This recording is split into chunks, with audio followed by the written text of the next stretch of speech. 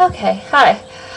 Today I'm here just to discuss another book that I read called Vegan Freak, Being Vegan in a Non-Vegan World.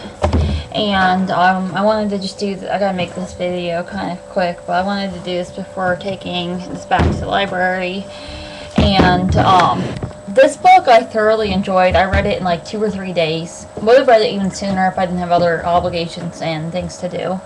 But yeah, it's a very entertaining read. It's funny because this book based a lot more on the animal rights abolitionist side of it than on a lot of the other aspects, although it did also talk about our health and the environment and how that's benefits from a vegan diet and lifestyle. But they really go into why, like, the ethical side of it.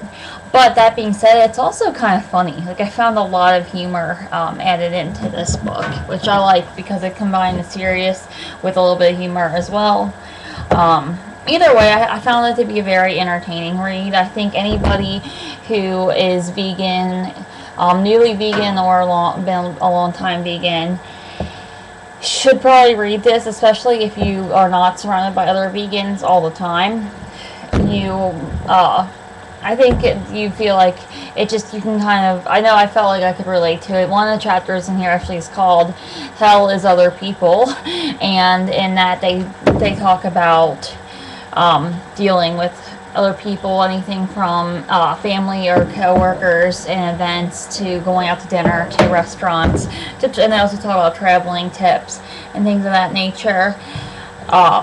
So I found it very useful, and it is kind of funny because they say vegan freak, like the first chapter is vegan and freaky, but it's also about what veganism is, what it isn't, and also just embracing it as your choice in your lifestyle and being proud of that, even though it is not specifically the norm. It should be, but it's not. And they talk about what vegans eat, what vegans wear, all that basic stuff. But I really liked how they talked about, basically, it says being vegan in a non-vegan world, and so they talk about how to deal with that and with situations that could come up, and that would also, with talking about, like, the last chapter is called Go Vegan, Stay Vegan, and they really strongly encourage people to just do it and not just half-ass it either, but actually go all the way with it and do the whole thing of living, a vegan lifestyle. So I thought I felt this book was very good. I would definitely recommend it. It's not that long, but it's long enough to be informative. And it was very informative and entertaining, and it was stuff that I could relate to. So it's a very good support system, and I just liked the overall style of it. Granted, I will say these people, they're very serious about their veganism, and they don't cut corners. They don't, unlike Skinny Bitch, they don't cuss as much, and they're not as, like, in your face about it, but at the same time, they are kind of in your face about it, too, and they say, like, they say multiple times in here, they like to emphasize how there's no such thing as humane slaughter, or no such thing as, humane animal testing, things of that nature, so people know that.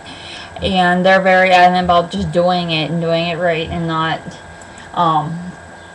taking a break. Like, one part says there is no Paris exception, meaning, like, if you're on vacation somewhere, that's not an exception to eat cheese or something. So anyway, that's pretty much all I can say right now because I kind of have to go. But I did want to get this in here real quick and let people know. Vegan Freak by Bob Torres and Jenna Torres. Bob holds a PhD in developmental sociology, and Jenna's PhD in Spanish linguistics, but, so, I mean, they're very well-educated people. They both went to Cornell University, and Bob actually has written another book, too, called Making a Killing, the Political Economy of Animal Rights, which I have not read yet, but they are really into, this side of activism. So anyway, that's my say on that. So if you get a chance to read Vegan Freak, then go for it. Alright.